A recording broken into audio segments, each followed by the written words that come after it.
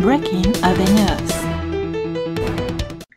Et salut à tous, c'est Zenkuro, bienvenue sur un tout nouveau Breaking Hobby News. Ça faisait très longtemps qu'on n'en avait pas fait avec Thomas, et d'ailleurs on n'en fait toujours pas, puisqu'aujourd'hui je suis avec Rémi Plamo TV. Salut Rémi. Bonjour. Alors Rémi, si aujourd'hui j'ai souhaité t'avoir avec moi pour pouvoir discuter d'un sujet particulièrement important, c'est parce que tu es la personne la plus apte à parler de ce sujet particulièrement important qui est le flashy, le glitter. Alors pour nos auditeurs qui ne connaîtraient pas cette nouvelle mouvance sur la scène de la maquette mondiale, eh bien j'aimerais que tu nous présentes un petit peu le concept du flashy puis du glitter dans un deuxième temps. Vas-y, nous t'écoutons, nous sommes tous oui. Merci. Alors, pour commencer, le glitter, le principe est simple, c'est-à-dire qu'on part d'une maquette ou d'un modèle kit ou d'un garage kit qui est censé être de couleur tout à fait correcte et originale, sur lequel nous venons appliquer en fait une peinture à base de couleurs rose, bling, rouge. Il faut que ça crache, que ça tape à l'œil et que ça emmerde tout le monde surtout. Le principal but, c'est vraiment d'avoir quelque chose qui éclaire la nuit sans lumière. Il me semblait qu'il y avait des peintures pour ça, genre des peintures fluo. C'est différent en fait. Ouais, est-ce qu'on peut utiliser des peintures fluo ou pas du tout Oui, tout à fait, c'est une possibilité, mais le plus simple c'est encore de se fournir au rayon bombe de peinture dans toute bonne boutique de bricolage, au rayon bombe de chantier. Bonjour! Je suis devant le magasin de bricolage en ce moment même, mais comme c'est dimanche, c'est fermé. Quel cagolo je fais, je passe vraiment pour un gros con en disant ça, c'est un truc de dingue! Puisque le orange, le jaune fluo de chantier sont des choses qui ont été mises au point par le monsieur Vercingétorix lui-même, à l'époque des peintures rupestres sur son mur Facebook, donc avec des petits taureaux, des petits soldats romains et les armes déposées au pied de monsieur Vercingétorix. Tout ça était peint à la bombe en fait par un gros graffeur local avec du orange et du jaune fluo, simplement. Ça ne se sait pas beaucoup dans le monde, mais je fais partie des rares personnes à avoir vu la vraie grotte de Lascaux.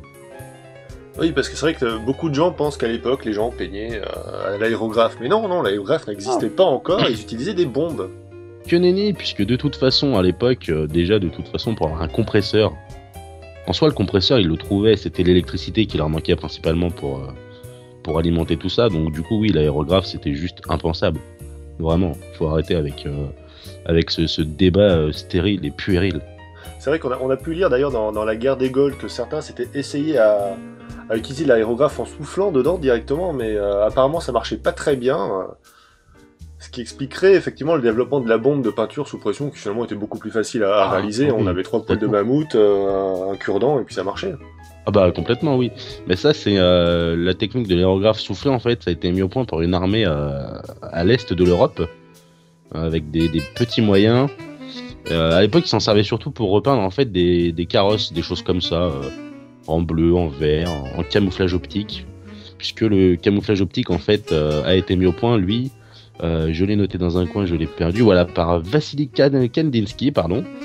Donc ça date de 1783, donc en pleine guerre des Gaules justement. Et du coup, c'est un camouflage optique en un ton et demi, puisqu'il n'y avait pas plusieurs couleurs, ils n'avaient que des demi-couleurs. Il faut dire qu'après la Deuxième Guerre mondiale, les gens étaient la plupart du temps borgnes, donc il y avait besoin que d'une seule couleur au final. Complètement d'accord, c'est exactement ça.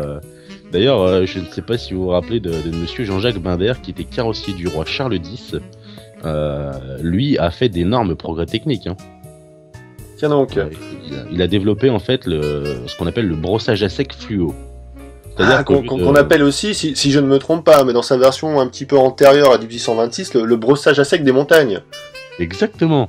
La technique est simple, c'est plutôt que de tremper le pinceau dans la peinture et d'essuyer un petit peu, on trempe la maquette dans de la terre et on essuie un petit peu avec le pinceau. C'est une technique un petit peu inversée, mais c'est plutôt efficace dans un certain milieu.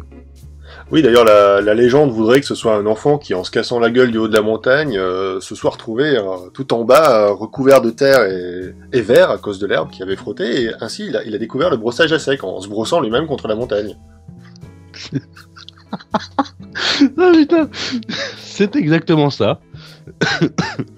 Mais d'ailleurs, c'est un enfant qui n'est pas inconnu dans le monde des peintres, puisque c'est un enfant qui a dû se couper l'oreille lui-même. Hein. C'est un célèbre peintre qu'on appelait Vincent Van Gogh. Et en fait, ce qui s'est passé, c'est que cet enfant, en tombant de cette montagne, s'est cogné la tête plusieurs fois, ce qui lui a donné l'idée de créer le stabilo.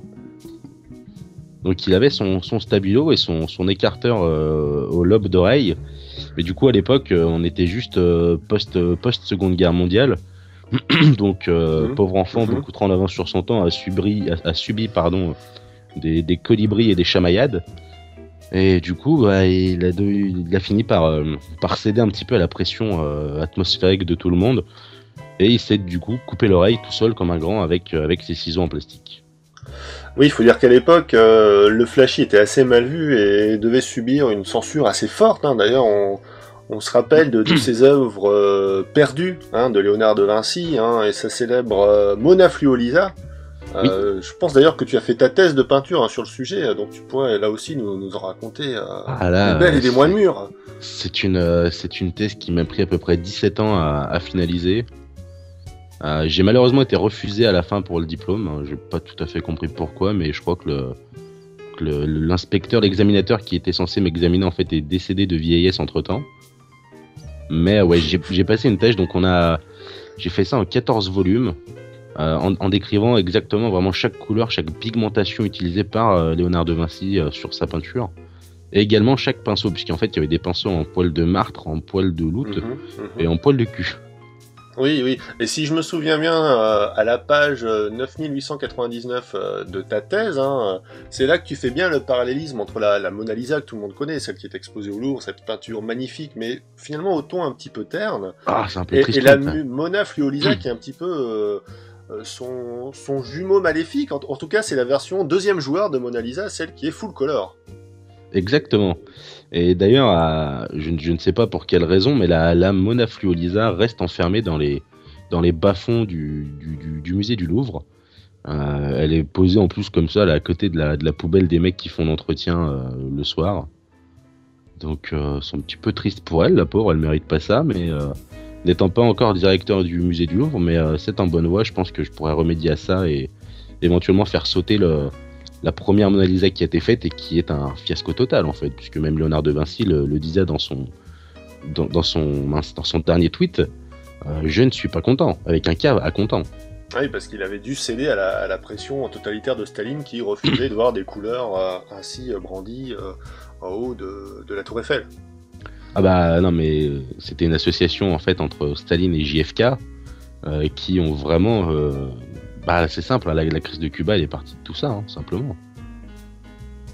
C'est dramatique. Et pourtant, ce qui était intéressant dans l'histoire, et que tu décris très bien d'ailleurs au chapitre 1592 de ta thèse, c'est que cette œuvre avait été réalisée en collaboration avec Michel-Ange, célèbre peintre dont tu peux peut-être nous toucher deux mots là aussi, parce que c'est...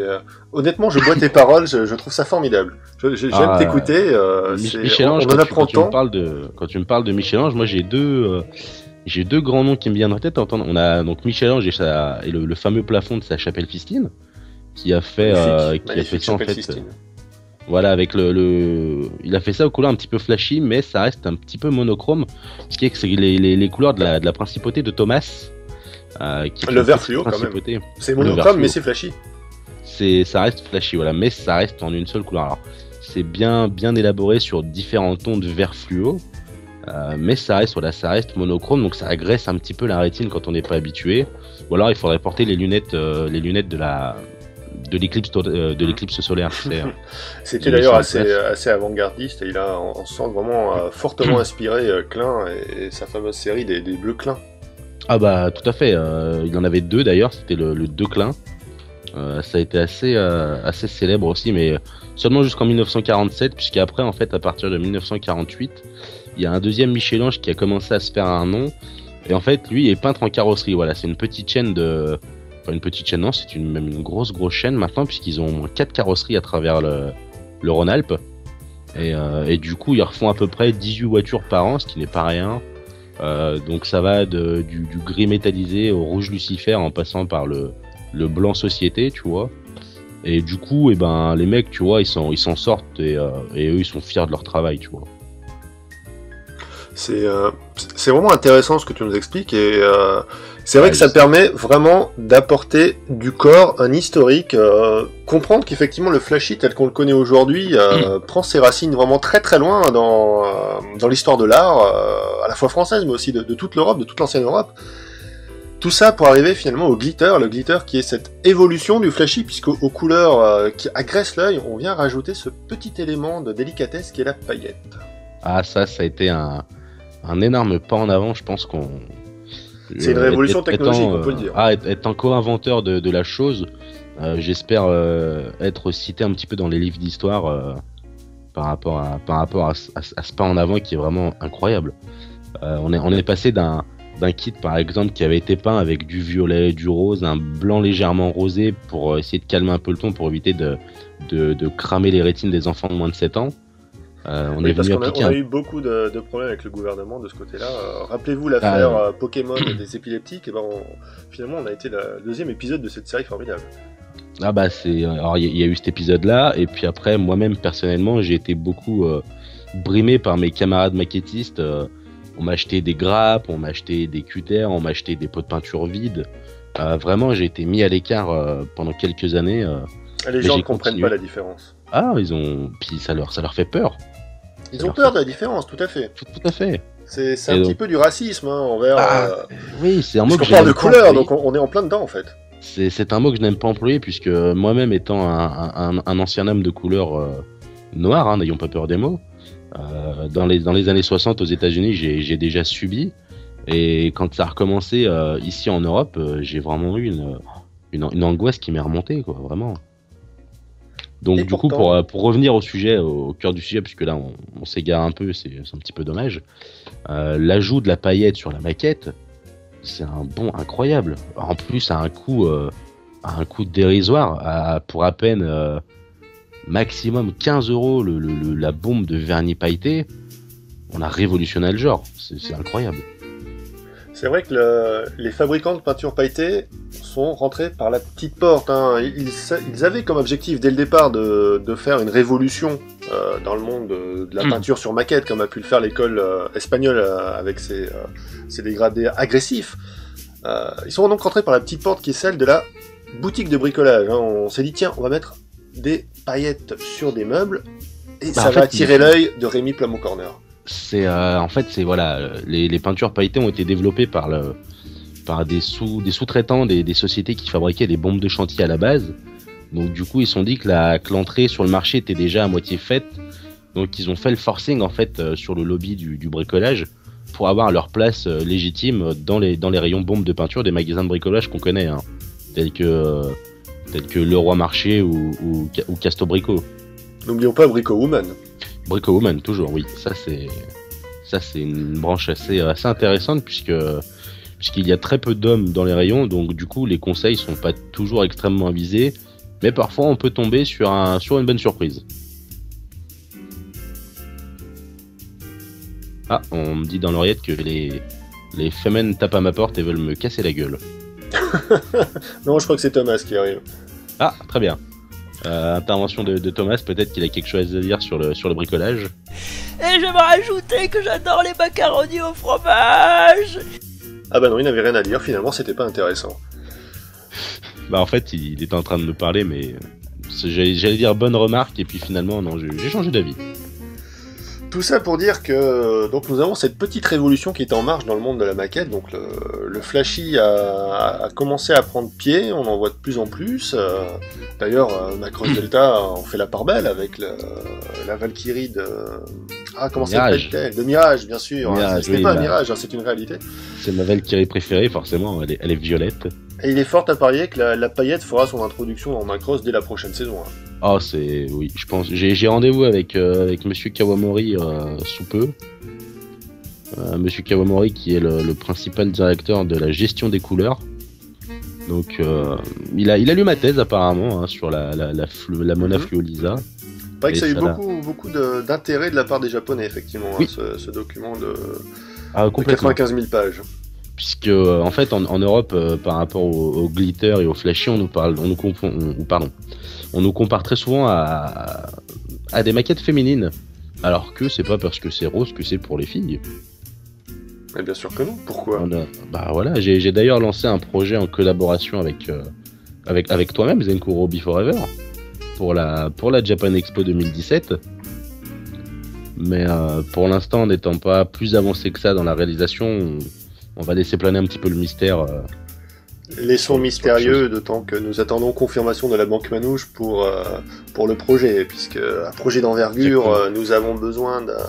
Ah, il nous faut un fonds d'investissement. Il nous faut un fonds d'investissement, donc nous attendons, nous l'espérons, une bonne nouvelle de ce coin-là. En tout cas, je te remercie de toutes ces explications qui me font revenir mon accent chantant du sud, parce que moi, quand on me dit paillettes, je vois le soleil, je vois le sud, je vois la chaleur. Tu vois les chocolatines ou tu vois les pains au chocolat avec? Ah écoute, la dernière fois que nous en avons parlé de ça sur Facebook, il y a eu des rixes assez dangereuses. D'ailleurs, le GIGN a dû intervenir, donc je préfère ne pas en parler, car les réactions sont toujours très virulentes de la part des commentateurs. Je pense qu'on va quand même laisser un petit sondage pour finir. J'aimerais poser 2 questions aux auditeurs.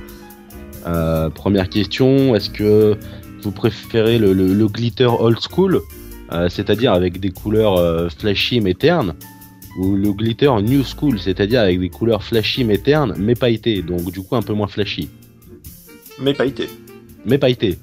Et du coup une question subsidiaire, pain au chocolat ou chocolatine? Telle est la question.